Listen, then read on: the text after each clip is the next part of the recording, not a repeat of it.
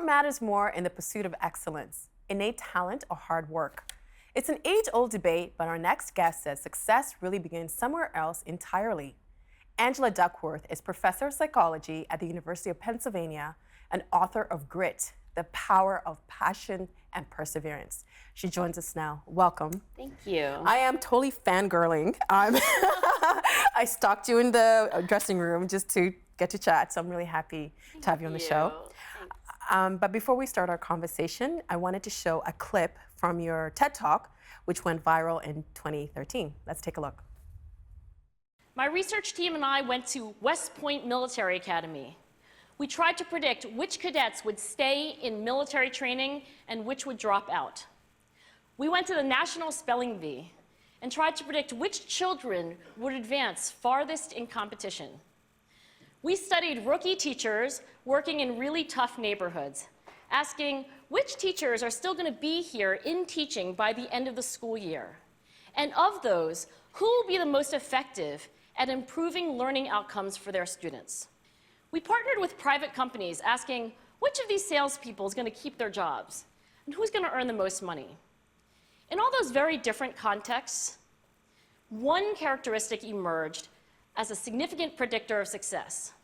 And it wasn't social intelligence, it wasn't good looks, physical health, and it wasn't IQ.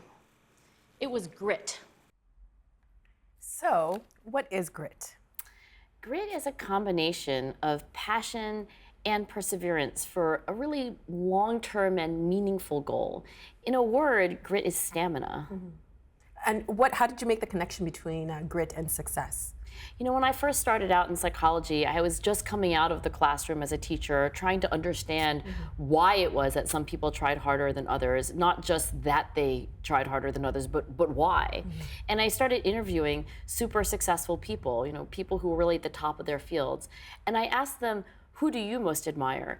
And two themes emerged in these interviews. One was this kind of sustained effort, you know, working really hard every day, even though there are, you know, setbacks, and even though there are just these plateaus in progress. So perseverance emerged as a theme. But then also this kind of abiding passion, this kind of, I'm still interested in it. You know, these people that were described were, you know, enduringly interested, enduringly committed to what they were doing. So perseverance and passion emerged from those interviews, and that was really the start of everything. So how does grit differ from someone who's resilient? I think resilience is part of grit. I do. So you can't really be gritty if you're not resilient, because life is hard, right? And bad things happen and we have bad days. But it's not the only thing, because if you're resilient and you don't have something that you find interesting and important, in other words, if you don't have a passion, then you're resilient but you're not gritty. And also, if you're resilient but you're not willing to put in the kind of daily deliberate practice that really excellent people are willing to do to stay excellent and to get more excellent, then you're also not gritty. So resilience is only one of the things that you need to be a really gritty individual. So what are some of the things that are the measure grit? So I measure grit using a scale, and what I did in those interviews was to listen to the kind of phrases that people would use. Oh, you know, she's the hardest worker you'll ever meet. She finishes whatever she begins. Or, you know, some guys, they leave this problem, but this guy, like, he really sticks with it. He really stays interested in the same thing. And I took those observations and I simply turned them into items on the grit scale. And so in most of my work, either the person I'm studying answers the grit scale, or somebody who knows them, right? So like a spouse or something can rate the grit of the other person. But that's primarily, you know, how I've done it. The other way is to look at somebody's resume, because if you are gritty, then you should have some evidence of your passion and perseverance. You should be able to point to things that took you more than a few years to complete, and you should be able to tell me from these objective accomplishments where you made progress, where you got better. I was going to talk to you about that a little later, like the 10,000 hour rule. But when you look at people's resumes now, people move around a lot. It's not like back in the day where you could spend like 30 or 40 years at one job. So how can you determine someone, like, say, I hate using this word, but how would you determine someone's grittiness if they're a millennial? Yeah, well, the millennials are actually the lowest in grit in my data. So when I have a big sample of thousands of adults and I look at the scores of the, you know, the millennials compared to the sort of the middle-aged adults and then the older adults, the millennials are reliably at the bottom. And And Why you is know, that? well, one possibility is that they have not grown up with a cultural sort of incentive to work hard and work long. Another possibility, though, is that they're young. And actually, most of the data in psychology favor this kind of maturity hypothesis, the idea that really when you're in your 20s and you don't know what you want to do, and you haven't figured out how to stick with something, and you haven't quite learned the work habits of older adults, it's not because of your generation, it's because of your age. And so, you know, we were maybe more like millennials when we were in our 20s than we remember. And I think that's you can't rule out the other possibility that there is a cultural effect. But I think on balance, you know, really 20-something-year-olds are still growing up. So I think that's, you know, one of the things that, you know, we should keep in mind, because they might learn to put in those thousands of hours that as we get older, we recognize, you know, that it's important. And we also learn things like, okay, well, if I do this as a matter of routine, then those hours of practice will be easier. And if you learn that at some point in your 20s, then you'll discover maybe in your 30s that you are putting in more hours of practice to get better at something that you care about. Like you said in your book, you spent most of your 20s after you finished Harvard trying to figure out what it is that you want to do, but it was always around the same thing. And you also write that growing up, your father would say to you that, quote, "You know you're no genius," end quote. And you also decided to major in a subject that you were failing. Do you owe your success to having grit? I owe my success to being gritty. I don't think I'm, you know, especially brilliant. I don't think I'm stupid, but I don't think I'm, you know, off the charts smarter than the people that I went to school with, than other I mean, you psychologists. have a degree from Harvard and Oxford. I do. But, you know, even when I was growing up, you know, I remember when I was a little girl, and, you know, and again, I won't say that I was incredibly dull, but I wouldn't say that I was the smartest kid in the class. And, you know, I was switching schools we moved from one side of town to the other. And in one school, I was in the gifted program. Then I, you know, got tested in another school, and I wasn't in the gifted program, but I got tested again. And then I was, I mean, borderline gifted, right? But not kind of like, oh my gosh, this child is so much smarter than everyone else. I mean, I didn't feel, you know, dramatically gifted. I think that I do what I do with tremendous passion. I mean, I am an incredibly hard worker, and I'm resilient, but I will tell you that I am always thinking about psychology. I mean, if you woke me up at 3 in the morning, I would be thinking about grit, and I'd be thinking about how it works and where people who are gritty, you know, came from. And I think that kind of passion for what I do and the hard work I'm willing to put in, I think it is actually what makes me successful. Well, you were given the MacArthur Fellowship, which is called the Genius Grant. Yeah. So what was that like? Did that affirm your life's work?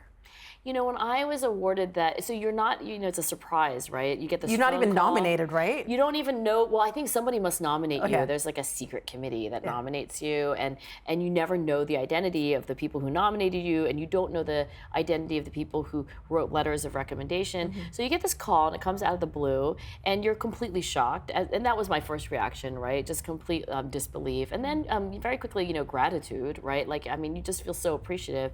But ultimately, you know, as that sort of, you know, passed, I mean, I did recognize this irony that as a girl kind of growing up with a dad who would out of the blue say, you know, you're no genius, and then to be awarded the Genius Grant.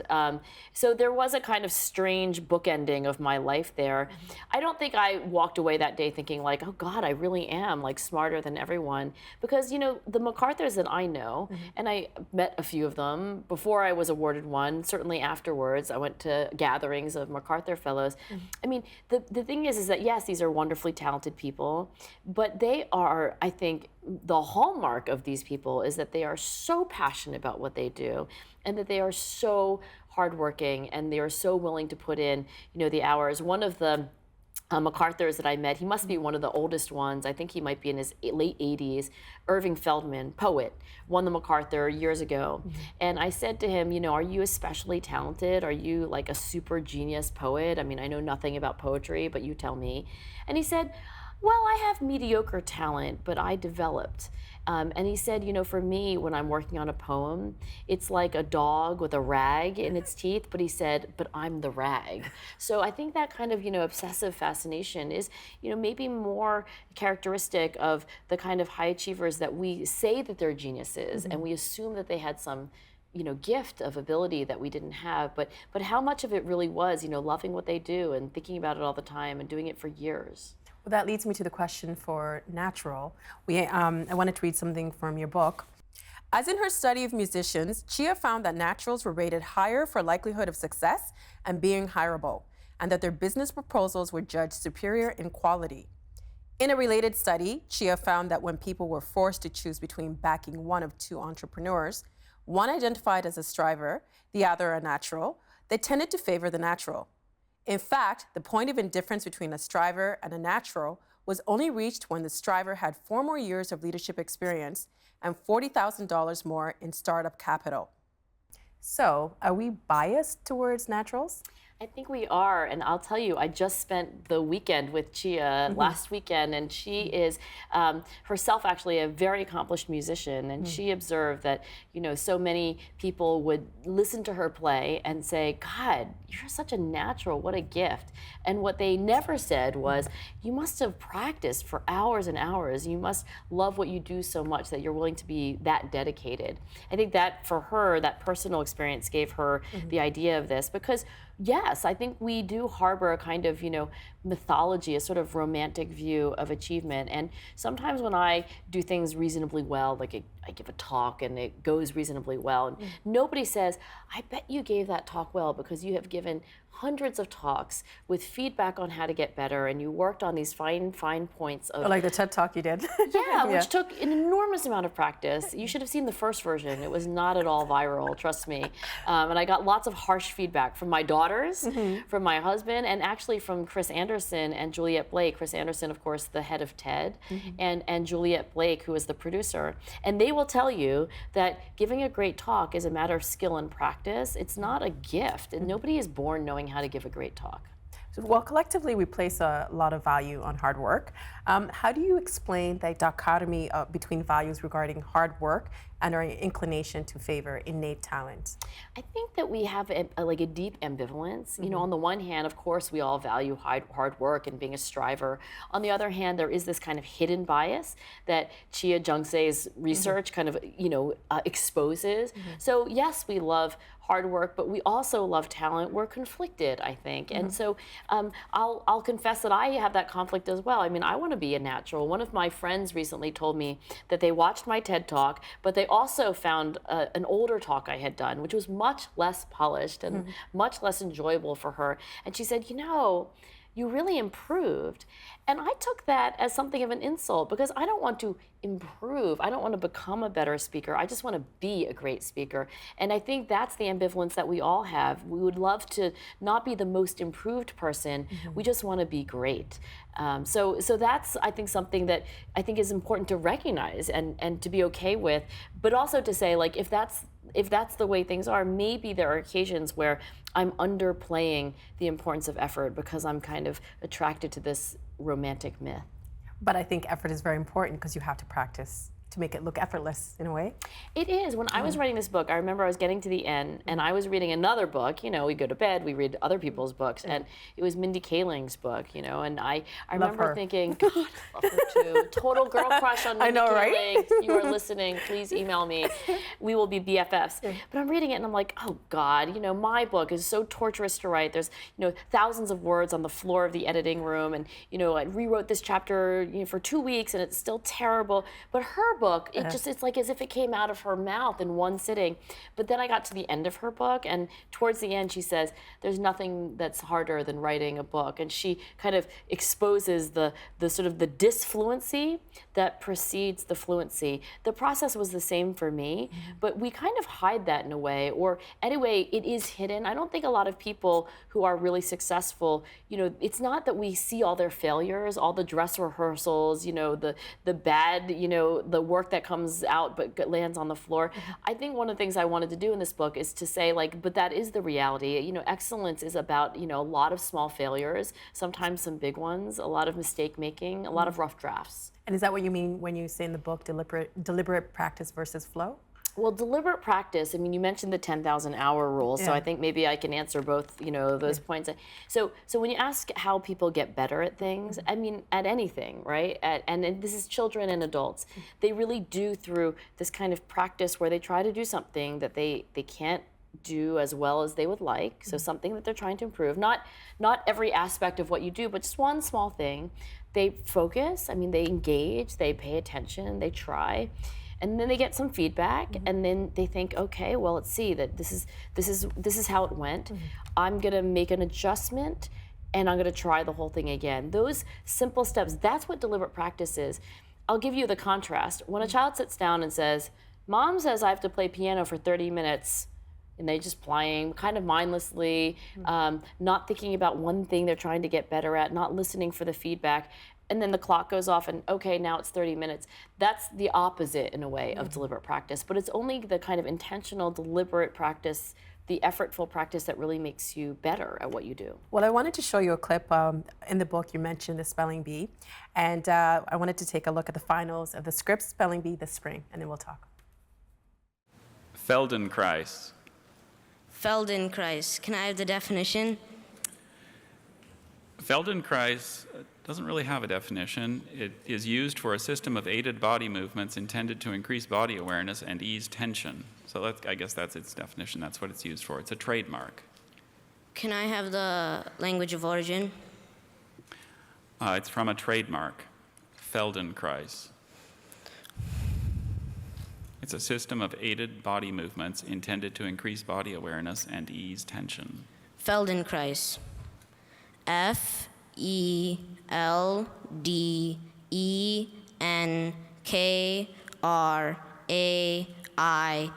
Feldenkrais. That's correct. Those kids always shock me. Like, I'm so impressed by them.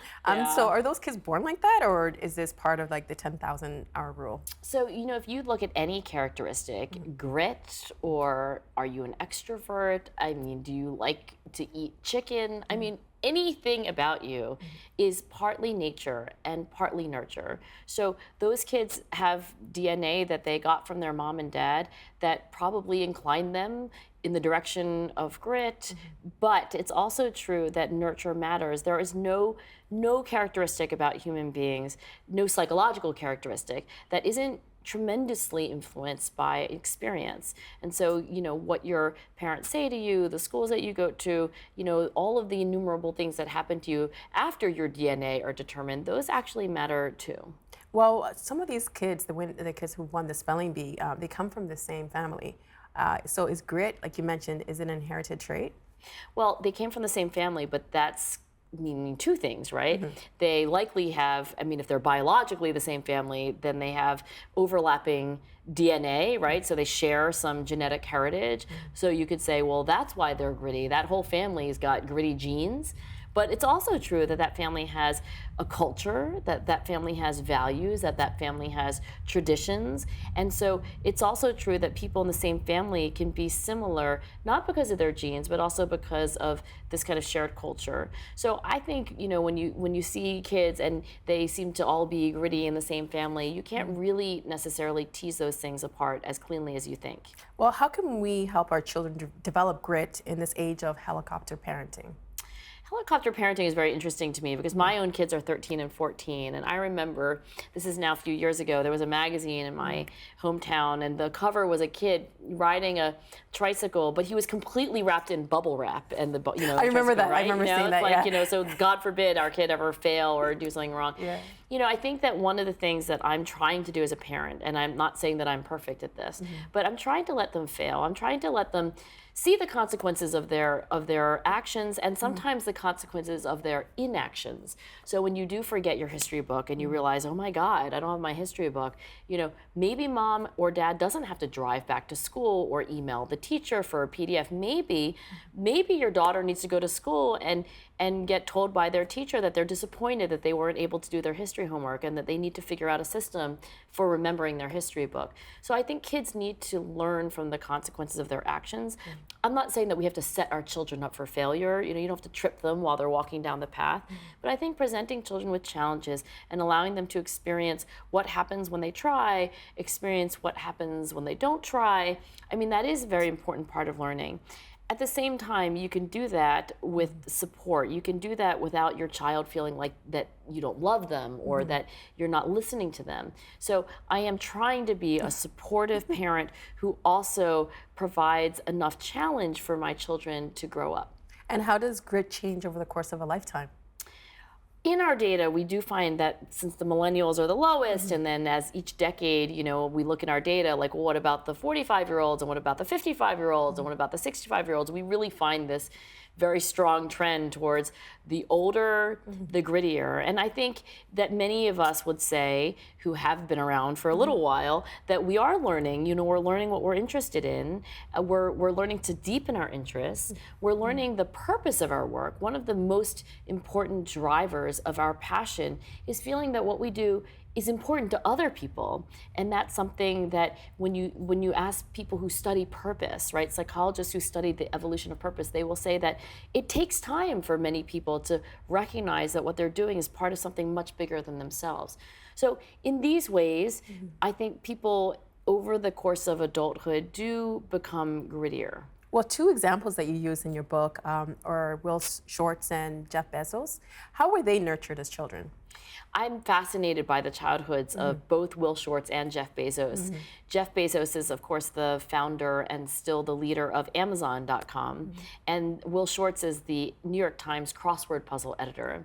And the thing that's most remarkable about these two paragons of grit, two exemplars of passion and perseverance for their work, is their parenting, and in particular, their moms.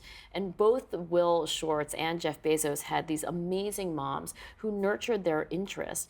And those mothers identified interests and were encouraging of their sons to pursue things that, they were kind of idiosyncratically interested in. I mean, Jeff Bezos would take apart his crib and, what mother would, She didn't get mad. She didn't get mad. She was like, how fascinating, how great. She took him to Radio Shack, countless times in the course of a week so that he could build contraptions. I mean, he tied all the cabinets in the kitchen together and with a piece of string so that with one pull you could open all the cabinets. Now, when you would need to do that, I don't know, but Jackie Bezos, and that's Jeff Bezos' mom, she is an extraordinary parent, and she taught me more than anyone about cultivating interest. Will Shortz, you also asked about. Will Shortz's mom was a writer, a lover of words, as he put it, and what an extraordinary mother she was. She noticed that Will had this interest in puzzles, and so she encouraged him to make his own puzzles, and she actually encouraged him to try to publish these puzzles. Even as a young boy, she helped buy all these puzzle books for him, as opposed to saying like, oh, Will, stop wasting time on puzzles. Why don't you study, your science textbook? And I think that it's not that kids need to be left completely to their own devices. So if you have a 7-year-old who says, Mom, I'm done with math, I'm not interested in it, I'm not saying that 7-year-old should be left in charge of their life, but I think that these early interests, these kind of budding interests, to have a parent who encourages that, who encourages a deepening of those interests, it's a very special thing. And I think that is actually in part why Will Shortz and Jeff Bezos grew up to be the people that they eventually did. Because they had that foundation. They did, and they had that encouragement, and they are really, I think, like two of the most interesting people because of that. I know you probably get stopped a lot and people ask you for advice, but in the book you had advice for all of us, and it's called the hard thing rule. What is that? When I was in graduate school studying grit as a young, a kind of budding psychologist, I was also a mom, and my kids were growing up at the same exact time. So I grew up as a psychologist and as a parent at the same time. And my husband and I developed what we called the hard thing rule to kind of balance what we thought were two things that kids really needed. They needed some autonomy, they needed some choice in what they would eventually grow up to be passionate about, but they also needed some parenting. I mean, they needed some kind of demandingness from us, because left to their own devices, we didn't think that they would practice when they needed to and finish things. So the hard thing rule has 3 parts. The first thing is that everyone has to do a hard thing. We didn't give our children a choice, and we knew that if there were an easy way out, which is, okay, I'm just going to sit on the couch and watch TV all summer, that they would. So everyone in our family has to do something that requires deliberate practice, something that we can work on every day and get a little bit better with focus and feedback. And even when our children were 5, they were asked to do something, and it could have been anything that they wanted, but it had to require deliberate practice. The second part of the hard thing rule is that you have to finish what you start. So if you start ballet, you finish until the tuition payment is up. If you start the track season, you have to finish the track season. You can't quit in the middle. You can't quit when you come in 8th out of 8. So that second part, we knew that they wouldn't have done on their own. So neither would they have chosen a hard thing to do, nor would they have finished their hard thing. But the third part really was about their autonomy and their choice. Nobody in our family chooses their hard thing for someone else. It's always chosen by you. And so yes, even when my children were in kindergarten, it was a multiple choice. I mean, they couldn't choose, like horseback riding, which actually my younger daughter dreamed up one, and I was like, there are no horses in our town. So you can do piano, you can do any string instrument, you can do ballet, you can do gymnastics. Here are all the things that I can get to. And that choice, I think, was so very important, because every time they decided, okay, I'm going to sign up for this semester, either changing their hard thing or sticking with the one that they had before, they knew it was their choice, their responsibility, their life. And you also have something to do for the hard thing rule. What's yours? Well, my main hard thing is my work. I mean, that book was the hardest thing I've ever done. And, my work, psychology, using psychological science to develop interventions and tools for kids and for teachers, that's my main hard thing. And that's honestly where that's where I express my passion and I demonstrate my perseverance. But when I can, I also do yoga. And when I do yoga, I try to do one small thing differently and better than I did before. And I do try with 100% of my engagement. And I get feedback on sometimes when you fall over, that's your feedback. It's like, okay, don't do that. Do this differently. And, I start the whole process over again. So for me, it's primarily psychology, but also sometimes yoga. Angela, it's been such a pleasure. Thank you for being on the show. Thank you so much. Thanks for having me. Help TVO create a better world through the power of learning. Visit TVO.org and make a tax-deductible donation today.